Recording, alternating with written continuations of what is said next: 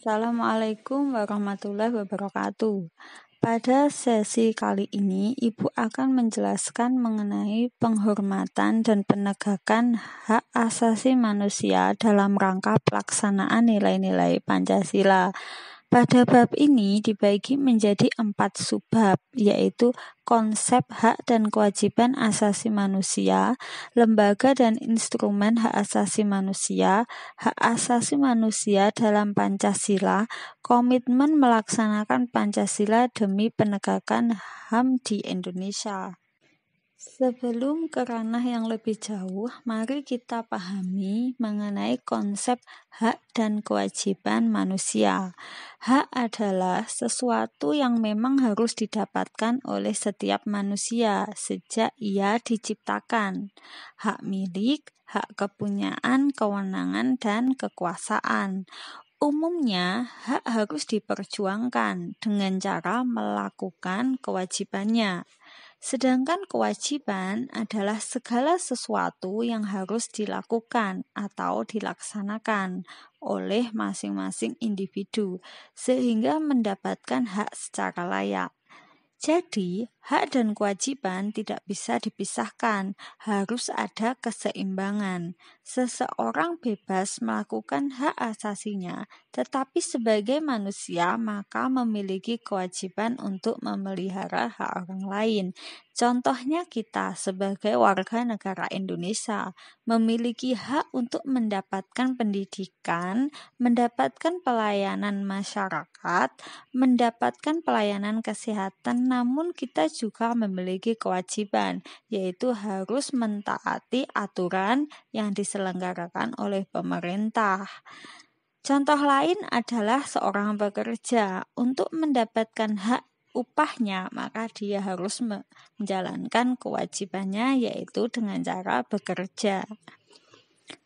Kemudian, hak asasi manusia adalah hak dasar atau pokok yang dibawa manusia sejak lahir sebagai anugerah Tuhan Yang Maha Esa.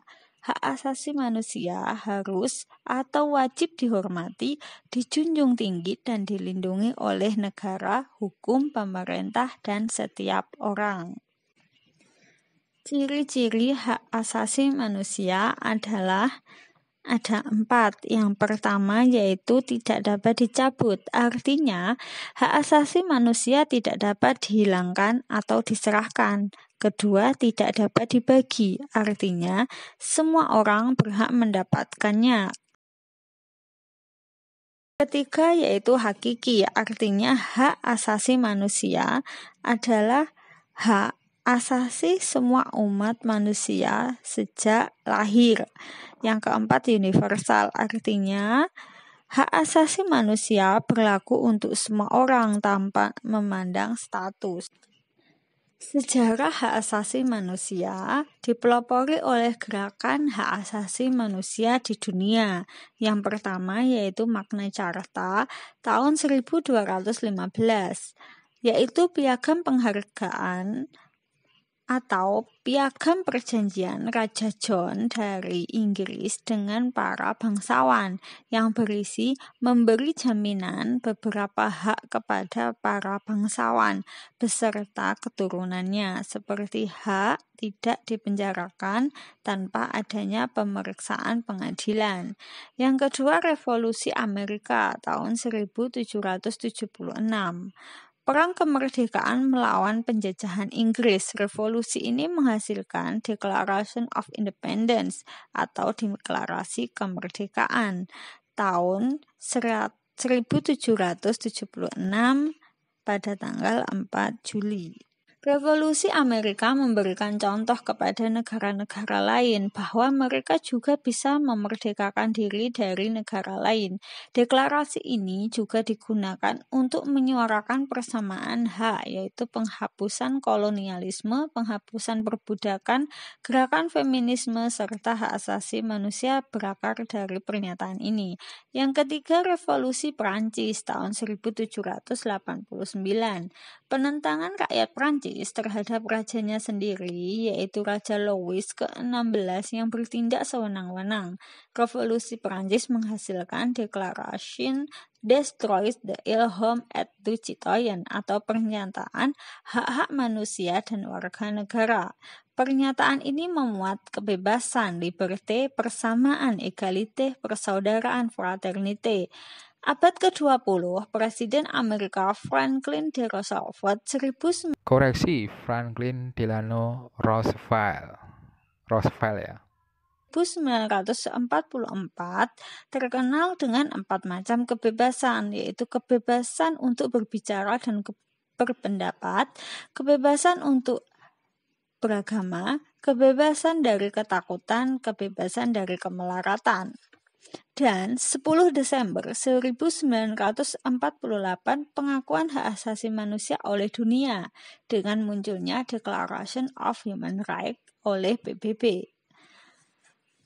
Selanjutnya teori hak asasi manusia. Ada 4 teori. Teori perjanjian masyarakat, yaitu negara menjamin hak warga negaranya dalam undang-undang. Kedua, teori trias politika, yaitu melindungi hak kekuasaan penguasa. Yang ketiga, teori kedaulatan rakyat.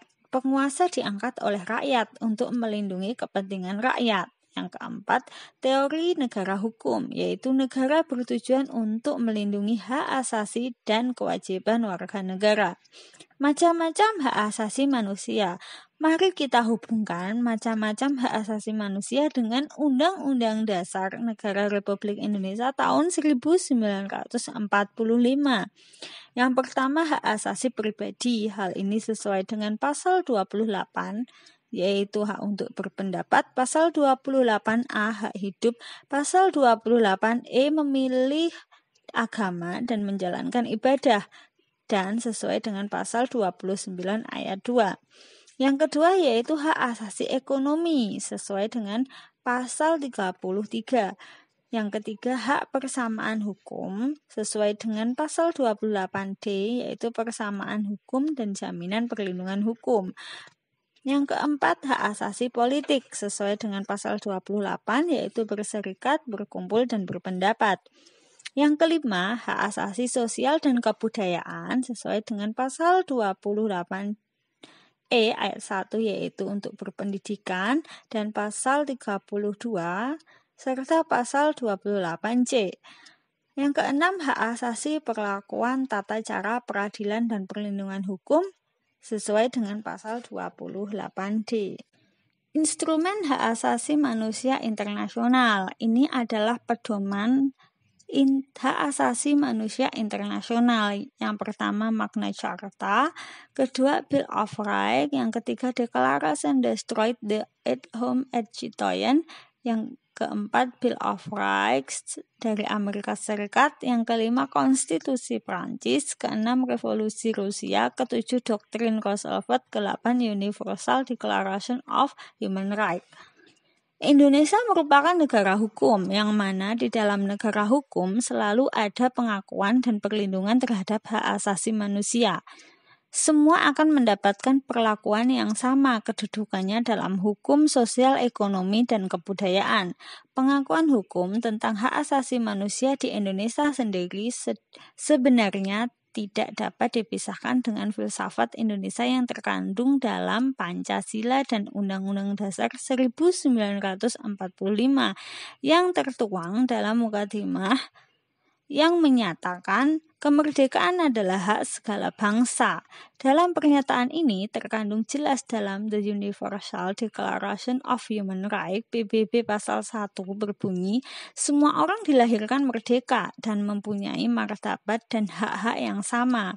Merdeka dikaruniai akal dan hati nurani dan hendaknya bergaul satu sama lain dalam persaudaraan. Peraturan untuk penghormatan terhadap hak asasi manusia dalam Undang-Undang Dasar Negara Republik Indonesia tahun 1945 diantaranya adalah pasal 26, hak atas kewarganegaraan, pasal 27 ayat 2, persamaan kedudukan semua warga negara dan pekerjaan, pasal 28, berserikat, berkumpul, berpendapat bagi warga negara.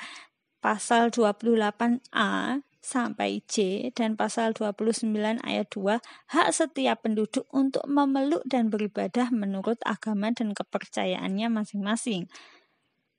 Dan pasal 31 yaitu hak warga negara atas pendidikan. Serta diatur pula dalam Undang-Undang Nomor 39 Tahun 1999 tentang Hak Asasi Manusia adalah seperangkat hak yang melekat dan keberadaan manusia sebagai makhluk Tuhan Yang Maha Esa dan merupakan anugerah yang wajib dihormati, dijunjung tinggi oleh negara, hukum, pemerintah, dan setiap orang demi penghormatan serta perlindungan harkat dan martabat manusia. Oleh karena itu, bisa disimpulkan bahwa dasar hak asasi manusia di Indonesia adalah Declaration of Human Rights, Pancasila, Undang-Undang Dasar Negara Republik Indonesia tahun 1945, dan Undang-Undang Nomor 39 tahun 1999. Sekian untuk sesi kali ini. Untuk selanjutnya akan Ibu jelaskan di sesi berikutnya. Jika ada pertanyaan silahkan komen di bawah ini. Wassalamualaikum warahmatullahi wabarakatuh.